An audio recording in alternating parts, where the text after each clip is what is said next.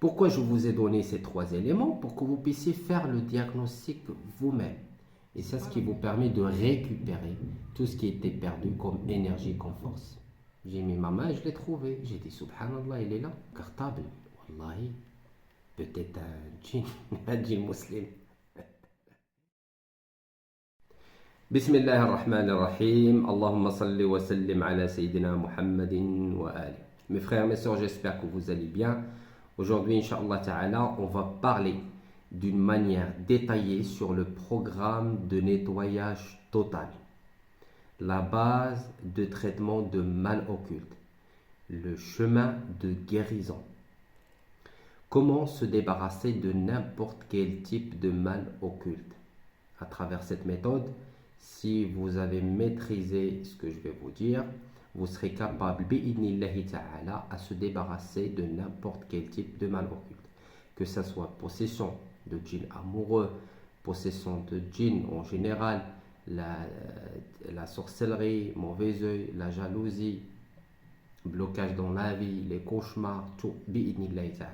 Parce que le moment où vous allez comprendre ce qui se passe dans le monde invisible, vous allez mieux maîtriser comment se soigner et se protéger contre les attaques et le mal qui vient de ce monde-là.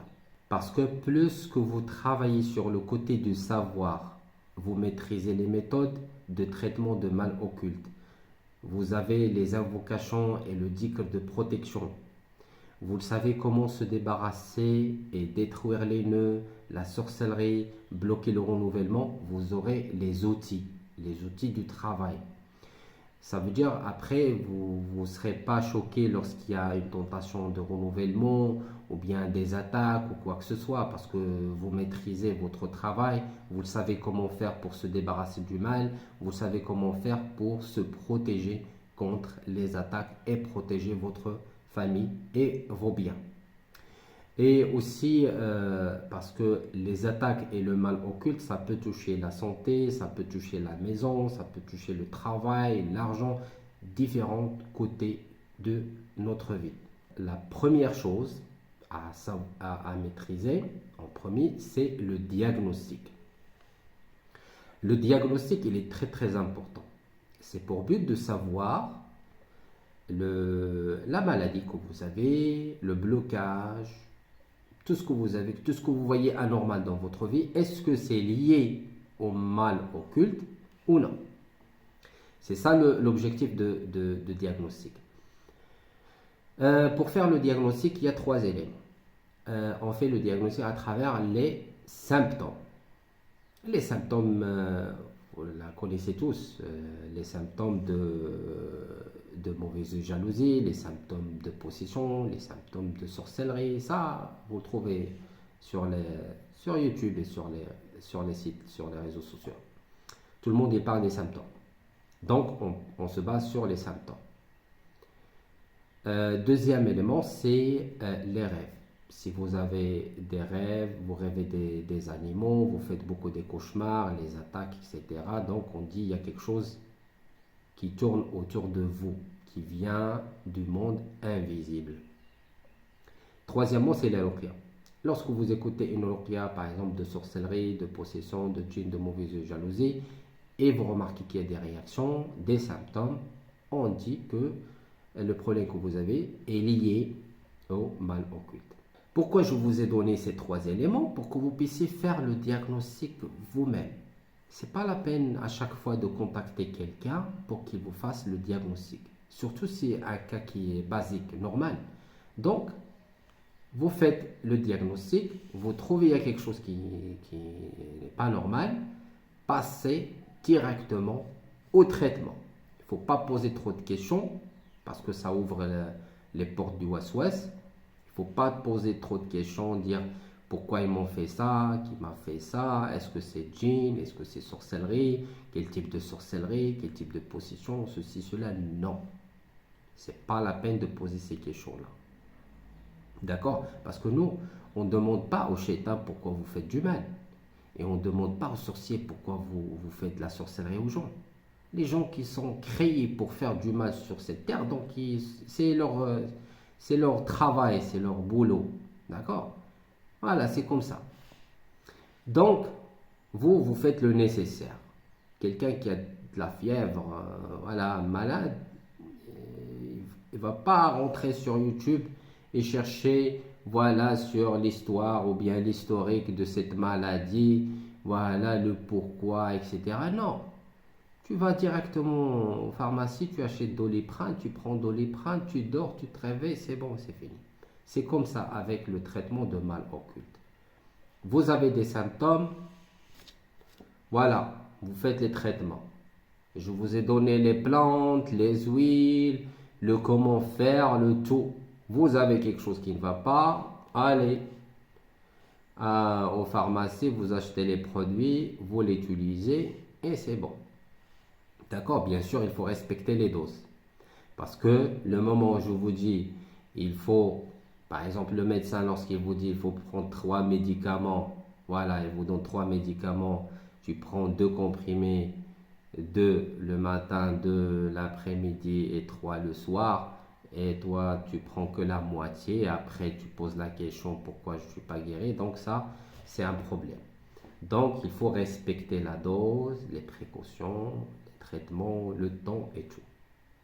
Le traitement, il se base sur 5 ou 6 éléments. 5 éléments. Comment on fait tout ça? La nuit avant de dormir, vous écoutez une ruqya, vous massez les parties douloureuses du corps avec l'huile coranisée et vous utilisez le musc noir. Vous utilisez le musc noir. Généralement sur les parties là où il y a les taches, c'est pour les personnes qui ont des greffures, des taches bleues, rouges sur le corps, etc. Ou bien vous l'utilisez sur les parties intimes pour les gens qui ont les attaques et le djinn amoureux. Donc la nuit, bien le soir, la nuit avant de dormir, écoutez une ruqya, massez les parties douloureuses du corps, utilisez le musc noir et les invocations de protection. 4 éléments. Le lendemain, je fais l'encens et le lavage avec les plantes. D'accord? Et bien sûr, le dhikr de protection aussi, pendant toute la journée, soit minimum 3 fois par jour, et ou bien après chaque prière. Après chaque prière, vous faites les invocations de protection, les versets protectrices. Alors, ce que je viens de vous dire, ça c'est la méthode basique qu'on utilise pour se soigner du mal occulte en général. Il y a des choses qu'on rajoute après, ça dépend des symptômes qui vont apparaître. Alors, vous faites ce traitement-là pendant 7 jours successifs. Il ne faut pas arrêter, parce que le moment où vous arrêtez, c'est comme que vous laissez le temps pour les ennemis pour qu'ils renouvelent la sorcellerie et récupèrent la force. D'accord? Il ne faut pas leur laisser le temps pour qu'ils récupèrent la force. Il faut que tu tapes fort. D'accord? Pour accélérer le traitement et avoir de bons résultats le plus tôt possible. Je sais que ça ne sera pas facile pour vous. Parce que le fait de faire tout ça, vous êtes en train de combattre le mal. C'est un combat. Et ça sera difficile, c'est normal. Parce que vous n'avez pas l'habitude de combattre le mal et le monde invisible. Vous combattre des entités que vous ne voyez même pas. Mais ce qui est bien sur ce traitement, c'est qu'il vous permet de savoir exactement ce que vous avez comme problème et maîtriser d'une manière approfondie le mal. Parce qu'il faut savoir qu'il n'y a personne qui peut connaître et savoir ce qui se passe dans votre corps mieux que vous. Parce que c'est votre corps. Mais nous, on essaye, basant sur les expériences dans le domaine, sur les traitements avec les gens, etc. On peut vous dire, voilà, vous avez ça, vous avez ça. Mais lorsque vous commencez à se soigner vous-même du mal occulte, ça vous permet de mieux connaître le mal. Par exemple, le moment où vous trouvez qu'il y a des douleurs au niveau du bas du dos, vous massez cette partie avec l'huile coranisée. Le lendemain, vous trouvez que, alhamdoulilah, il y a une amélioration. Vous dites, ah d'accord, je commence à comprendre. D'accord? Et ça, ce qui vous donne la confiance en soi. Parce que en contrepartie, les djinns, la sorcellerie, etc., ils travaillent sur l'énergie de la peur, le waswas, manque de confiance. Et lorsque vous commencez à combattre vous-même le mal, utilisez les traitements, vous voyez les miracles. Vous voyez subhanallah, les choses, comment ça se passe. Vous dites, alhamdoulilah, je commence à comprendre, je commence à avoir la confiance, je commence à avoir des ouvertures, des facilités, etc.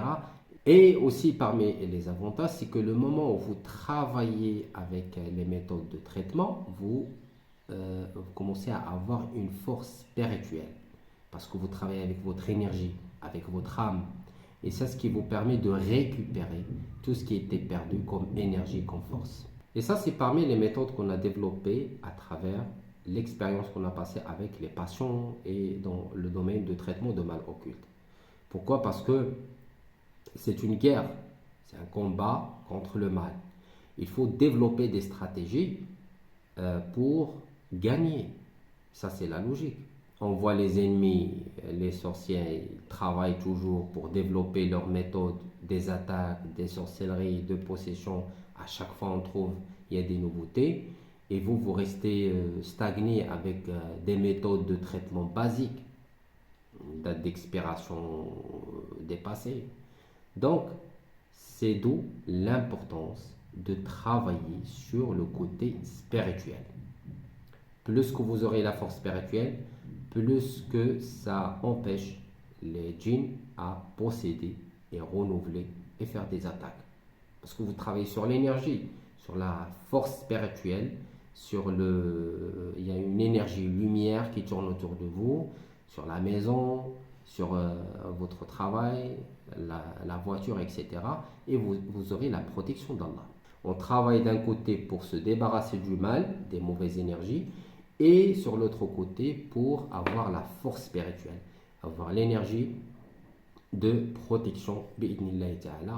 Alors, pour résumer, jeûner la nuit avant de dormir, écouter une ruqya, masser les parties douloureuses, utiliser le masque noir sur les parties douloureuses aussi, et ainsi que les parties intimes, et faire les invocations et les versets protectrices. 4 éléments. Le lendemain, l'encens avec le mélange des plantes et le lavage avec les plantes. Et le dhikr de protection, minimum 3 fois par jour, ou bien après chaque prière. D'accord?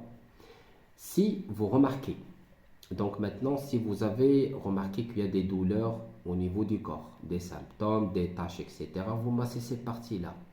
D'accord? Là où il y a les douleurs et les symptômes, c'est là où il y a des nœuds, des sorcelleries, des boules d'énergie, des mauvaises énergies, des possessions, des djinns cachés, des nœuds, voilà. Donc c'est ça. Donc là où il y a les symptômes, là où il y a le mal, il faut juste masser cette partie. Aussi, si vous avez remarqué aussi qu'il y a les gaz, les constipations, quelque chose qui bouge dans le ventre, vous mangez dans les rêves, etc. Ça signifie que vous avez les symptômes de la sorcellerie mangée. Donc il faut travailler pour le nettoyage du ventre. Nettoyage du ventre. Ça, on utilise, comme je vous ai mis, le miel avec le safran. Le safran. Mais il faut que vous cherchiez le safran original. D'accord? Quelque chose qui est 100% naturel. Moi aussi, je trouve des difficultés pour avoir le safran original parce que moi, je l'achète à travers une personne qui habite dans le pays, là où ils ont le safran. C'est une ville qui s'appelle Tiliwin. Si vous connaissez, Tiliwin, c'est à Agadir au Maroc. Tiliwin. Alors ça, ce que je viens de vous dire, c'est la base de traitement de mal occulte. Si après vous avez remarqué qu'il y a quelques symptômes au niveau de votre corps, bien le ventre ou quoi que ce soit, vous passez à l'utilisation des feuilles couranisées. Donc c'est comme ça. Le programme de nettoyage total du corps, nettoyer le ventre et l'utilisation des feuilles couranisées. Ça, c'est le programme de nettoyage total.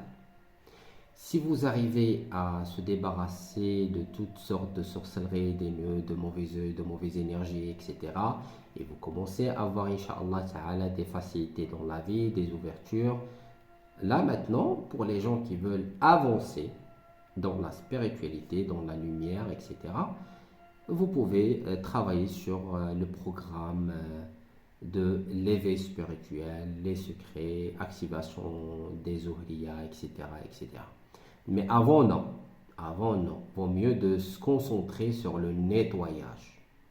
Parce que la lumière, il faut préparer la place, là où vous mettez la lumière. S'il reste encore de la saleté, même si vous faites des tics, vous faites des entraînements spirituels, des séances de méditation, etc., parce que ça ne marche pas. Ça marche pas. Parce que vous êtes toujours entouré par un Karim qui est fort, ouest-ouest, mauvaise énergie, déjà entouré par des djinns qui vous suivent, des sorcières, etc. Donc ça ne marche pas. Donc vaut mieux de donner tout le temps nécessaire au nettoyage. Après, vous faites quelques séances de dhikr, méditation, et vous allez voir les fruits, Inch'Allah Ta'ala. Donc, j'espère que c'est clair. On voit, Inch'Allah, dans des prochaines vidéos. Salam alaikum. J'ai oublié de vous dire que, alhamdulillah, j'ai trouvé mon téléphone grâce à vos doigts. Subhanallah, je l'ai trouvé après 3 ou 4 jours là.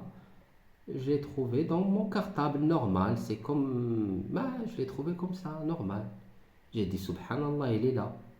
J'ai mis ma main, je l'ai trouvé. J'ai dit Subhanallah, il est là. Même si j'ai bien cherché partout, mais je ne l'ai pas trouvé, Subhanallah. Je ne sais pas qui l'a mis dans mon cartable. Wallahi. Peut-être un djinn, un djinn musulman. Wallahi. Moi, alhamdulillah. Mais j'ai trouvé il y a beaucoup de messages sur WhatsApp. Vous allez m'excuser parce que je vais essayer de répondre aux messages, Inch'Allah, petit à petit.